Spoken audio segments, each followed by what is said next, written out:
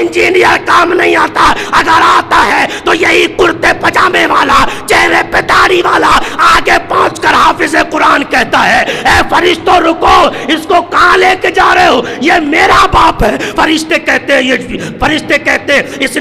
فرشتے کہتے ہیں یہ گناہگار ہے، فرشتے کہتے ہیں یہ سیاہکار ہے، فرشتے کہتے ہیں یہ خطا کار ہے، اس نے دنیا میں گناہ کیے۔ حافظ قرآن کہتا ہے اللہ کی بارگاہ میں آسمان کی طرف دیکھ کے کہتا ہے مولا یہ میرا باپ ہے، اس نے پڑھایا مجھے، مولا زمین بیچ کے پڑھایا مجھے، مولا مصیبت پیٹ کاٹ کے پڑھایا مجھے، مولا اس نے سب کچھ میرے لیے کیا، پروردگار آج بچا۔ اللہ فرماتا ہے ہاتھ پکڑ لے، جہاں تو جنت میں جاتا ہے وہیں اپنے ماں باپ کو بھی جنت میں ساتھ لے جا۔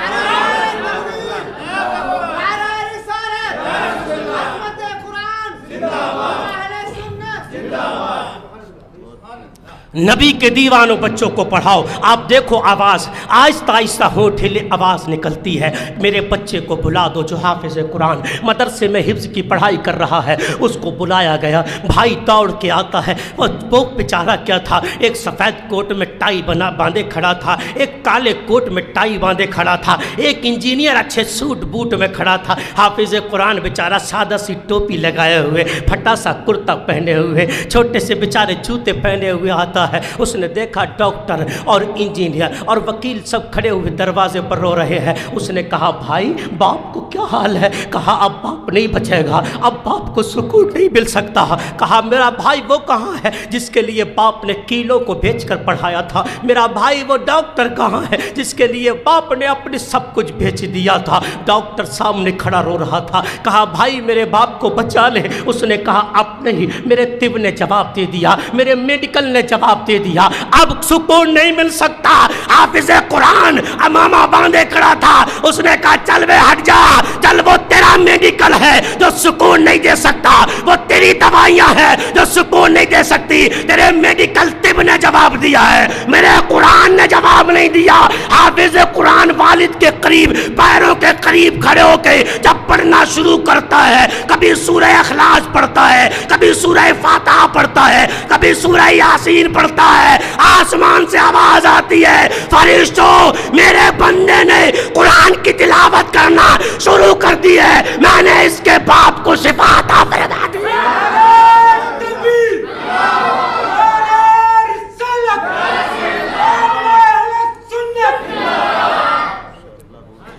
نبی کے دیوانوں قرآن پڑھاؤ، اپنے بچوں کو قرآن۔ بڑا تم سوچتے ہیں دو پیسے کے لوگ ہیں یار، یہ تو راز میدان محشر میں کھلے گا، کون 2 پیسے کا اور کون 4 پیسے کا ہے، یہ تو میدان محشر میں معلوم پڑے گی کس کی کتنی چلے گی۔ نبی کے دیوانوں قرآن کیا ہے، پابندیاں قرآن پہ لگ رہی ہیں۔ تم نے دیکھا نہیں ابھی کچھ دن پہلے ایک آدمی نے کہا تھا قرآن سے 26 آیاتوں کو نکالو، سنا تھا یا نہیں سنا تھا؟ کیا ہوا؟ کچھ نہیں ہوا۔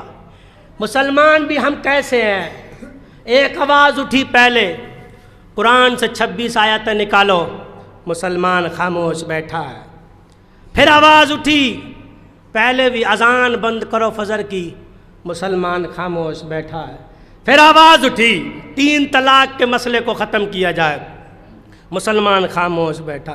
پھر آواز اٹھی نقاب کو ختم کیا جائے، مسلمان خاموش بیٹھا ہے۔ لوگوں نے سمجھی لوہا گرم ہے چوٹ مارو، بولے گوشت کی دکانوں کو بند، گھبرا گیا مسلمان، گوشت کی دکان بند ہوں گی ہم جیئیں گے کیسے؟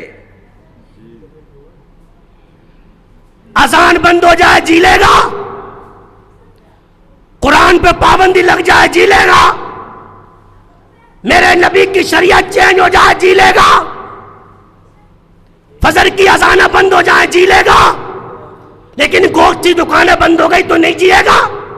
دنیا سے ہو کہ نبی کے دیوانوں گوشت بند ہو تو ہو جائے، سبزیاں بند ہو تو ہو جائیں، چاول بند ہو تو ہو جائے، مسلمان جینے کے لیے نہیں آیا، مسلمان مرنے کے لیے آیا ہے۔ سب کچھ بند کرو، اذان پہ پابندی لگائی، قرآن پہ پابندی لگائی، علماء پہ پابندی لگائی، مساجد پہ پابندی لگائی، ہمارے دین پہ چھیڑ چھاڑ کری تو سن لو وصف خیر الانام کر دوں گا، زندگی ان کے نام کر دوں گا، جو بھی دشمن ہے میرے آقا کا اس کا جینا حرام کر دوں گا۔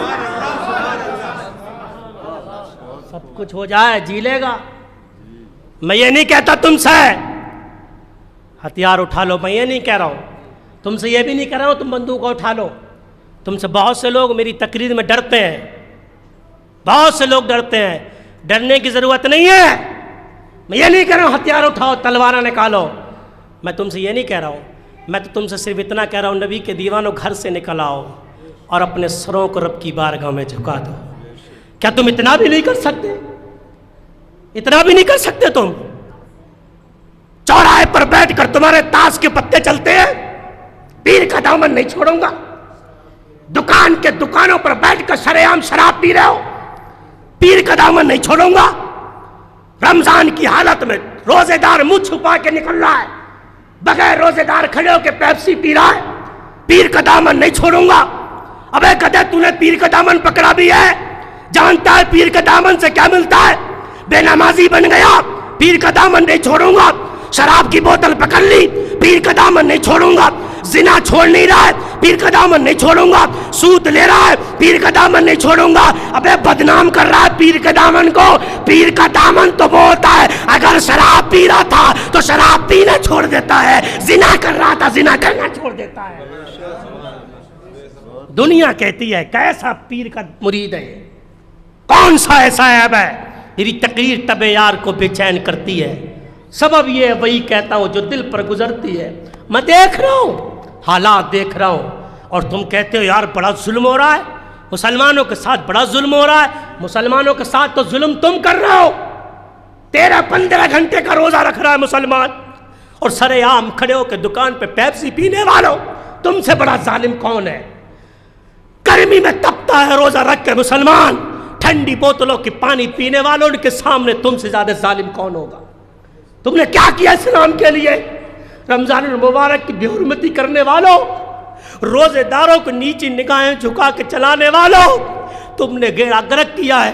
اسلام کو بدنام کرنے والے تم ہو، اسلام کے دامن پہ داغ لگوانے والے تم ہو، اسلام کے اوپر انگلیاں اٹھانے والے تم ہو. ہم نے سارے غلط کام کیے نبی کے دیوانوں. ابھی تم نے دیکھا 17 رمضان گزرا ہے کل. 17 رمضان اسلام کی پہلی جنگ ہوئی، جنگ بدر پہلی جنگ ہوئی. جانتے ہو 13 سال تک میرے آقا صلی اللہ تعالیٰ علیہ وسلم مکے میں ظلم سہتے رہے. لوگوں نے اتنا مارا، اتنا ستایا، اتنا پریشان کیا، لیکن میرے نبی نے جواب نہیں دیا. میرا نبی تمہارا نبی. ایک دن میرے کریم آقا صلی اللہ تعالیٰ علیہ وسلم نماز پڑھ رہے تھے حرم شریف میں. 2 کافر آتے ہیں اور انہوں نے میرے نبی کے گلے میں یوں پھندا ڈالا کپڑے کا. ایک نے ادھر پکڑا، ایک نے تو کبھی ڈال کے دیکھا، پیر کا دامن نہیں چھوڑیں گے، کبھی ڈال کے دیکھا. پھندا ڈالا گلے میں، 2 کافر کھینچنے لگتے. میرے نبی کی آنکھیں سوج جاتی ہیں، زبان مبارک میرے نبی کی باہر نکل آتی. میرے نبی آسمان کی طرف دیکھتے ہیں، مولا. ابو بکر دوڑ کے آتے ہیں، ظالموں ایسے کو مارنا چاہتے ہو جو سچائی کی دعوت دے رہا ہے؟ ایسے کو مارنا چاہتے ہو جو تمہیں اچھائی کی طرف بلاتا ہے؟ حضرت ابو بکر کو کافروں نے پکڑا، اتنا مارا، ساری داڑھی کے بال اکھڑ گئے آپ کے، گھسیٹ کے زمین پہ مار رہے تھے ابو بکر. پورے جسم پہ نشانات بن گئے، پورا جسم آپ کا نیل پڑ گئے، پورے جسم پہ آپ کی دھڑکنیں کم ہو گئی، آپ کی سانس رک کے آ رہی تھی. ابو بکر کو اٹھا کے گھر میں لے جایا گیا. پورے مکے میں شور مچ گیا، ابو بکر اب نہیں بچیں گے، ابو بکر اب نہیں بچیں گے. کنبے والے آ گئے تلوار لے کے، خون کا بدلہ خون سے لیا جائے گا. اگر ابو بکر کو کچھ ہو گیا، ابو بکر کے بدلے میں ابو جہل کی جان لی جائے گی. لوگ کھڑے رہے 2 دن تک، حضرت ابو بکر بے گوش رہے. لوگ رو رہے تھے، کنبہ قبیلہ رو رہا تھا، ماں باپ آنسو بہا رہے تھے، لیکن حضرت ابو بکر کی جیسی آنکھ کھلی لوگ مسکرائے، ہوش میں آ گئے. جیسی آنکھ کھلی ابو بکر نے کہا، لوگوں یہ بتاؤ میرے نبی کیسے ہے، میرے نبی کے حال کیا ہے؟ میرے نبی کو تو ظالموں نے تکلیف نہیں پہنچائی. لوگ قبیلے والوں نے جو ایمان لے کے نہیں آئے تھے انہوں نے کہا، ابو بکر تو ایسے کا نام اب بھی لے رہا ہے جس کی وجہ سے تیری یہ حالت ہوئی ہے، تو مرتے بچا ہے. پھر بھی نبی کا نام لے رہا ہے، ہم تجھ سے نہیں رکھیں گے رشتہ داری، سب چھوڑ کے چلے گئے۔ لیکن ابو بکر کی ماں روتی ہوئی ہاتھ میں دودھ کا گلاس لے کے آتی ہے، بیٹا 2 دن سے بے ہوش پڑا ہے، پورے جسم پہ زخم ہے، بیٹا تھوڑا سا دودھ پی لے۔ ابو بکر نے کہا ماں مجھے خدا کی قسم اس وقت تک نہ کھاؤں گا نہ پیوں گا جب تک مجھے مصطفیٰ کی خبر نہ مل جائے، اس وقت تک نہ کھاؤں گا نہ پیوں گا جب تک میرے نبی کی مجھے خبر نہ مل جائے۔ حضرت ابو بکر کی والدہ کہتی ہے بیٹا مجھے تو پتہ نہیں نبی کہاں ابھی ایمان لے کے نہیں آئی ہے، کہا عمر کی بہن کے پاس چلی جاؤ، انہیں معلوم ہوگا وہ ایمان لے کے آئی ہے۔ ابو بکر کی والدہ حضرت عمر کی بہن کے گھر گئی، جانے کے بعد کہا نبی کیسے ہے؟ انہوں نے کہا میں تمہیں نہیں بتا سکتی، تم ایمان لے کے نہیں آئی ہو۔ انہوں نے کہا میرے ابو بکر 2 دن سے بیمار پڑا ہوا ہے اور اس نے کچھ نہیں کھایا، اور خدا کی قسم کھائی ہے تب تک کچھ نہیں کھاؤں گا جب تک نبی کی خبر نہ مل جائے۔ عمر کی بہن دوڑ کے آتی ہے، حضرت ابو بکر کی حالت دیکھی، پورے جسم پہ زخم موجود تھے۔ حضرت ابو بکر نے کہا میرے نبی کیسے ہے؟ عمر کی بہن نے حضرت ابو بکر کی والدہ کی طرف دیکھا، نظر سے ملاقات کر لی، لہے دونوں خاموش مگر بات کر لی۔ آپ نے نگاہ میں پوچھا تمہاری والدہ بھی ایمان نہیں لائی ہے کیا ان کے سامنے نبی کا ذکر کرنا صحیح رہے گا؟ ابو بکر نے کہا ہاں بتاؤ یہ میری والدہ ہے۔ تو آپ نے فرمایا نبی ٹھیک ہے، نبی ٹھیک ہے، ارقم بن ارقم کے گھر میں ہے۔ آپ کی والدہ دوڑ کے آئی، بیٹا اب تو پی لے۔ آپ نے فرمایا اللہ کی قسم کھا کے کہتا ہوں جب تک مصطفیٰ کی زیارت نہیں کر لوں گا تب تک دودھ کا ایک گھونٹ نہیں پی سکتا، جب تک نبی کو نہیں دیکھ لوں گا تب تک کھجور نہیں کھا سکتا۔ حضرت ابو بکر پیروں سے چل نہیں سکتے تھے، آپ کے پیروں میں اتنی لاٹھیاں ماری گئی تھی۔ آپ نے ایک ہاتھ اپنی والدہ کے کاندھے پہ رکھا، ایک ہاتھ عمر کی بہن کے کاندھے پہ رکھا، آپ کے پیر گھسٹ رہے تھے زمین پہ۔ آپ ایسی حالت میں پہنچے جیسے ارقم بن ارقم کے دروازے پہ پہنچے۔ میرے نبی فرماتے دروازہ کھول دو، میرا ابو بکر آ رہا ہے۔ میرے نبی کھڑے ہوئے رو رہے تھے، ابو بکر کو لے جا کے مصطفیٰ کے قدموں میں ڈال دیا گیا۔ میرے نبی نے ابو بکر کے جسم پہ ہاتھ رکھا، میرے نبی کی آنکھوں میں رمجم بارش ہونا شروع ہوتی ہے۔ آسمان کے طرف دیکھ کے میرے نبی کہتے ہیں مولا یہ میرا ابو بکر ہے، اس کے ساتھ ظلم ہوا ہے مولا، جو تکلیف ابو بکر کو ہو رہی ہے مولا وہ تیرے نبی کو ہو رہی ہے مولا، جو ابو بکر کو ستایا گیا ہے مولا تیرے نبی کو ستایا گیا۔ میرے نبی ابو بکر کے جسم پہ ایسے ہاتھ پھیلا رہے تھے، آہستہ آہستہ ابو بکر رو رہے تھے۔ میرے نبی فرماتے ابو بکر مانگ لے، کیا مانگنا چاہتا ہے؟ عرض کی یا رسول اللہ یہ میری والدہ ہے، ان کے لیے ایمان کی دعا کر دیں۔ میرے نبی نے ہاتھ اٹھا دیے، مولا ابو بکر نے میرے لیے تکلیف اٹھائی ہے، مولا اس کی والدہ کو ایمان دے دے۔ ابھی مصطفیٰ کے ہاتھ نیچے نہیں ہوئے، اس سے پہلے ابو بکر کی والدہ مصطفیٰ کے قدموں پہ جھک کے کہتی ہے یا رسول اللہ میں گواہی دیتی ہوں اللہ کے سوا کوئی معبود نہیں ہے، محمد صلی اللہ تعالی علیہ وسلم اللہ کے سچے رسول بن کے دنیا میں تشریف لائے ہیں۔ نبی کے دیوانوں، میں جنگ بدر کی بات کر رہا تھا، پہلی جنگ اسلام کی، سب لوگ چلے گئے، ہجرت کر کے مکے سے چلے گئے، مدینے میں پہنچ گئے، کافروں کو پھر بھی سکون نہیں ملا اور کہا چلو ہم مدینے میں بھی نہیں جینے دیں گے۔ کہتے ہیں قرآن آتنک پھیلاتا ہے، قرآن جہاد کا حکم دیتا ہے، ابے ظالم قرآن کو پڑھ کے تو دیکھ، 13 سال تک ظلم ہوتا رہا مسلمانوں پہ، قرآن نے یہ نہیں کہا تلوار اٹھا لو، 13 سال تک ستائے گئے مسلمان۔ حضرت خباب کی پیٹھ سفید تھی، سفید۔ ایک دن عمر نے سوال کیا خباب تیری پیٹھ کو کیا ہوا؟ حضرت خباب کی آنکھوں میں آنسو آ گئے اور رونے لگے، کہ عمر جب تو مکے میں تلوار لے کے اسلام کو مٹانے کے لیے گھوم رہا تھا نا، اس وقت کافر لوگ مجھے دیکھتے ہوئے کولوں پہ پیٹھ کے بل لٹاتے اور میرے سینے پہ پیر رکھ کے کہتے تھے خباب بول مصطفیٰ کا کلمہ پڑھنا چھوڑے گا۔ میری پیٹھ جلنے لگتی تھی نیچے سے اور رطوبت ٹپکنے لگتی تھی، چربی پگھلنے لگتی تھی، کوئلے ٹھنڈے پڑ جاتے تھے، میری پیٹھ جل جل کے کوئلوں کو ٹھنڈا کرتی تھی۔